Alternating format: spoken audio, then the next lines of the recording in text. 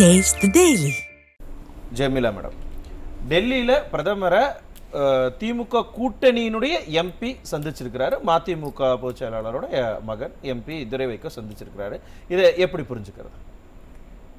முதல்ல சொல்லணும் அப்படின்னா அவங்க திமுகவை புறக்கணித்திருக்கிறார்கள் அப்படின்னு புரிஞ்சுக்கலாம். யாரு திமுக? மதிமுக அவங்க வந்து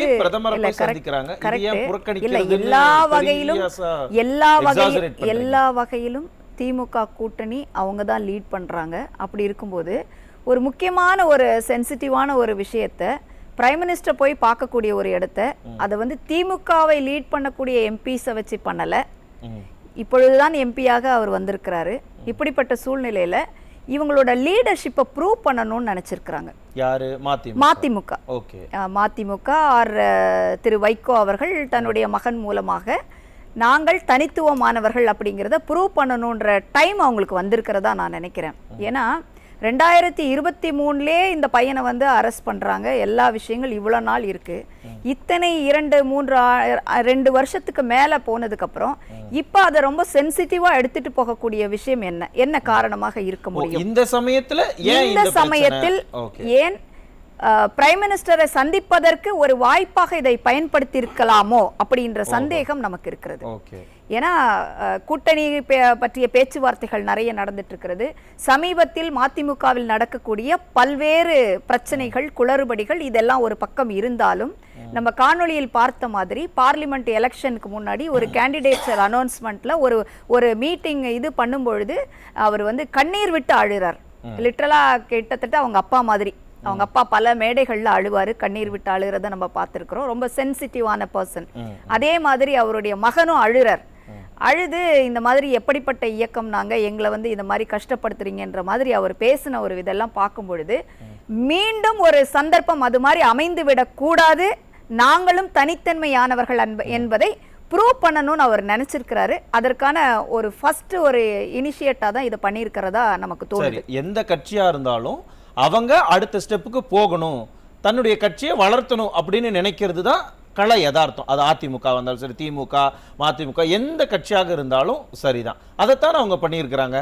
உடனே அதற்கு பின்னணியில் ஒரு மிகப்பெரிய அரசியல் இருக்கு, ஏதோ கூட்டணி கணக்குகள் இருக்கு, கணக்குகள் மாறுதோ அப்படிங்கிற அந்த ஹேஷியங்கள்லாம் ஏன் இங்க எழுது? இல்ல அப்படி இல்லை. இப்போ பொதுவா வந்து ஒரு பேச்சு வந்து சமீபத்துல எல்லா இடத்துலயும் பார்க்கக்கூடிய ஒரு விஷயம், எதிர்கட்சி நமக்கு ஏடிஎம்கேக்கு ஆப்போனண்டா இருக்கக்கூடிய கட்சிகள், ஆளும் கட்சியாக இப்ப இருக்கக்கூடிய திமுக கூட்டணி அல்லது திமுக, இவங்க எல்லாம் ஒரு விஷயத்துக்காக ரொம்ப வருத்தப்படுறாங்க. என்ன அப்படின்னா, அனைத்து இந்திய அண்ணா திராவிட முன்னேற்ற கழகத்தை பிஜேபி விழுங்கிறோம், பிஜேபி அழிச்சிரும், ஐயோ நம்மளுடைய சித்தாந்தமே மாறி போயிடும், தமிழகத்தினுடைய ஒரு அரசியல் மாறுபாடு ஆகிடும்ன்ற மாதிரி ஒரு கவலைப்படுறாங்க.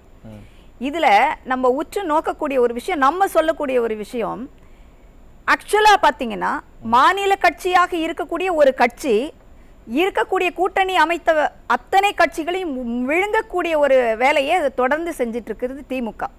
இதுல முதல்ல விழுங்கப்பட்ட ஒரு கட்சியாக நமக்கு எல்லாம் ஆப்வியஸா தெரிஞ்ச ஒரு விஷயம், மக்கள் நீதி மையம் முடிஞ்சு போச்சு. அடுத்ததாக பேசக்கூடிய ஒரு விஷயம் சொல்றீங்க, அது அவங்க ஒரு கட்சி நடத்துறாங்க, அது அவங்களுக்குள்ள தொகுதி பங்கீடு, அவங்களுக்குள்ள ஒரு எம்ஓயு இருக்கு, அதே முடிஞ்சு போச்சுனால நீங்க எப்படி சொல்றீங்க? ஒரு எலெக்ஷன்ல கண்டெஸ்ட் பண்ணல, அவர் ஒரு எப்படி சொல்ற ஒரு நட்சத்திர பேச்சாளராக கடந்த தேர்தல்ல கலந்துக்கிட்டாரு. பார்ட்டிங்கிற ரேஞ்சில பாக்குறாங்க, நீங்க நட்சத்திர பேச்சாளர். அதுதான் நடந்துச்சு, அதுதான் நடந்தது. இல்ல அதுதான் நடந்துச்சு. அதே மாதிரி இன்றைக்கு மதிமுகவே ஆல்மோஸ்ட் முழுங்கிடுச்சு திமுக. அது எப்படி ஒரு கட்சி இன்னொரு கட்சி எப்படி முழுங்கும்? அப்படிதான் இருக்கு. வெளியில பேசக்கூடிய விஷயம், அந்த கட்சிக்குள்ள இருக்கக்கூடிய சில விஷயங்கள், குடும்பத்துல இவர் மறுபடியும் வந்திருக்கிறாரு. எதை வச்சு அப்படி நீங்க சொல்றீங்க? எந்த ரெப்ரசன்டேஷனையும் நம்ம பார்க்க முடியல. அந்த கட்சி தன்னிச்சையாக மிகப்பெரிய வலுவோடு வந்த திரு வைகோ அவர்கள் இன்றைக்கு அவர் உடல் நலம் குறைபாடோ அல்லது வயோதிகம் காரணமாகவோ ஒரு பேக் சீட் எடுக்க வேண்டிய ஒரு சூழ்நிலை. அப்ப தன்னுடைய மகனை முன்னிறுத்தணும்னு நினைக்கிறாரு, அல்லது அவர் சொல்படி கட்சியில் இருப்பவர்கள் தேர்ந்தெடுத்தார்கள், என் மகனை வர வைத்தார்கள் சொல்லிட்டு அவர் வருத்தத்தோட பேசுறாரு. திரு மல்லை சத்யா அவர்களுடைய பேச்சு, இந்த மாதிரி கட்சிக்குள் நடக்கக்கூடிய குளறுபடிகள் எல்லாம் பார்க்கும்போது கிட்டத்தட்ட மதிமுக என்ற இயக்கம் ஒரு மாதிரி அழிவை நோக்கி போய்கொண்டிருக்கிறது, அல்லது பாதி இருக்கிறதா இல்லையா என்ற கேள்விக்குறியோடு இருக்கிறது. இப்ப இவங்களுக்கு ஒரே முன்னாடி இருக்கக்கூடிய ஒரு விஷயம், திமுக என்ற கட்சியோடு கூட்டணி அமைத்து அவர்கள் அடுத்த தேர்தலிலோ அப்படி ஏதோ இருந்தாதான் இந்த மதிமுக என்ற இயக்கமே சர்வை பண்ண முடியும் அப்படிங்கிற மாதிரி இப்ப இருக்கு ஒரு சூழ்நிலை இருக்கு. அப்ப அந்த மாதிரி பேச்சுக்கள் வருது. ஒரு அடுத்த ஜெனரேஷனுக்கான ஒரு இயக்கமாக ஒரு கட்சியாக பரிணமிக்கக்கூடிய ஒரு இடத்துல மதிமுக இல்லாமல் போகும் அப்படின்ற ஒரு நிலையில் திரு துரை வைகோ அவர்கள் நாங்கள் இருக்கிறோம் அல்லது நான் இருக்கிறேன், இந்த கட்சியை வழிநடத்தி செல்வேன் அப்படிங்கறத மேபி அவர்களுடைய தொண்டர்களுக்கு சொல்றதாகவும் எடுத்துக்கலாம். அல்லது நாங்கள் பிஜேபியோடு நேரடி தொடர்பில் இருக்கக்கூடியவர்களாக இருக்கிறோம், நீங்கள் எச்சரிக்கையாக இருங்கள், நீங்கள் இல்லை என்றாலும் நாங்கள் வேறு மாற்று வழியை நாங்கள் தேர்ந்தெடுப்போம் என்பதை காண்பிப்பதற்காக கூட இந்த ஒரு முனைப்பை அவர் எடுத்திருக்கலாம். பின்னாடி இருக்கக்கூடிய நிறைய நிகழ்வுகளை நிறைய விஷயங்களை சொல்லியிருக்கீங்க. நான் திரும்ப வரேன் ஜெமிலா மேடம். என்னன்னா இந்த மீட்டிங் இல்ல அவங்க சொன்ன விசிகாவினுடைய நிலைப்பாடு எல்லாரும் ஏதோ ஒரு விதமான ஈவன் கம்யூனிஸ்ட் கட்சிகள் மார்க்சிஸ்ட் கூட எப்ப திமுகவை விமர்சனம்லாம் பண்ண ஆரம்பிச்சுட்டாங்க. இது எல்லாத்தையும் வைத்துத்தான் எதிர்க்கட்சி தலைவர் அங்க கூட்டணி வந்து மாறப்போகுது அப்படின்லாம் சொல்றாரு. உண்மையாலுமே அதுக்கெல்லாம் வாய்ப்புகள் இருக்கா? அதோட சிக்னலாகத்தான் இதையும் பார்க்கணுமா? 100% வாய்ப்பு இருக்கு. வாய்ப்பு இல்லைன்னாலாம் நம்ம சொல்ல முடியாது. இவங்க நான் ஏற்கனவே என்னுடைய முதல் சுற்றுல சொன்ன மாதிரி தனித்தன்மையோடு அவங்க முன்னெடுத்திருக்கிற இந்த முயற்சியே வந்து நமக்கு ஒரு சிக்னல் கொடுக்கதான் செய்யுது. சோ நாங்க டைரக்ட் ஆக்சஸ் டு பிஜேபி, நீங்க வந்து அது பிஜேபி அலையன்ஸா தான் வரப்போறீங்களா இல்ல வேற மாதிரி வரப்போறீங்களா? இல்ல வேற மாதிரி நீங்க என்ன எதிர்பார்க்கறீங்க?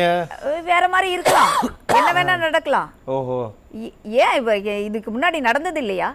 தமிழக அரசியல் வரலாற்றில் யாரும் யாரோடையும் கூட்டணியில இல்லையா? என்ன ஏன் இதே இவ்வளவு தூரம் பேசுறோம், திரு வைகோ அவர்கள் பேசாத பேச்சுக்களா திமுக தலைவர்களை நோக்கி, தலைவரை பார்த்து? ஆனால் இன்னைக்கு வந்து எப்படி இருக்கிறாங்க இவங்க? மறுபடியும் இந்த இன்டாக்ட் கூட்டணி சொல்லும் போதுதான் நமக்கு வந்து அதுல ஒரு பெரிய சந்தேகமே வருது. இப்படிப்பட்ட இன்டாக்ட் கூட்டணியாக இருக்கக்கூடியவர்கள், பிரியவே முடியாத அளவுக்கு இருக்கக்கூடிய கூட்டணியை சார்ந்தவர்கள் நேரடியாக முதலமைச்சர்ல இருந்து அப்படி போயிருந்ததுன்னா இத வந்து நம்ம வரவேற்பு கொடுப்போம். இது எம்பி தான் சொல்லணும்னு அவசியம் இல்ல சார். இது தமிழகத்தை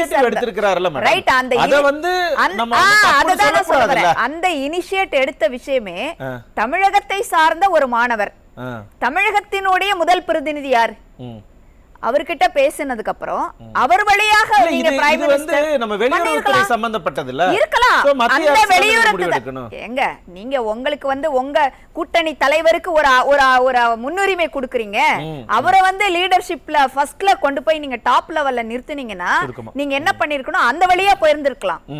ஏன் அவரு வெளியுறவுத்துறை அமைச்சரை பேச முடியாதா? கடிதம் போட்டிருக்கலாம். எங்க அப்ப அதையும் தாண்டி திமுகவையும் தாண்டி தமிழக முதலமைச்சரையும் தாண்டி தனக்கு ஒரு செல்வாக்கு இருப்பதை நிரூபிப்பதற்காக திரு துரை வைகோ நேரடியாக பிரைம் மினிஸ்டர் போய் பார்க்கிறார். இருக்கலாம், இருக்கு. நன்றி.